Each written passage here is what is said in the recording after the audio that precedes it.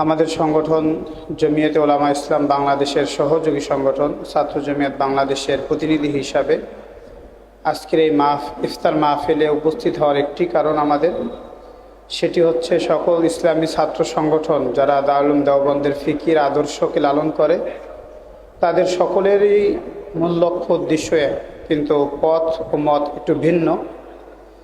আমরা মনে করি এই ত্রয়োদশ জাতীয় সংসদ নির্বাচনের পরে আমাদের মাদারেসে কওমিয়ার মধ্যে যে ফিতনা সৃষ্টি দেখা দিচ্ছে, যে ভ্রান্ত মওদুদি মতবাদের যে চিন্তা ফিকির প্রতিষ্ঠিত হচ্ছে দিন দিন, এই ভ্রান্ত মতবাদকে কিভাবে আমাদের মাদারেসে কওমিয়ার মধ্যে থেকে আমরা নিরসন করতে পারি, সেই নিরসনের জন্য আমাদের সকলে দেওবন্দি চিন্তা চেতনার যারা শাহ ওলিউল্লাহ মুহাদ্দিস দেহলভী রহমাতুল্লাহর ফিকরে তাদেরকে ঐক্যবদ্ধ হয়ে কাজ করা।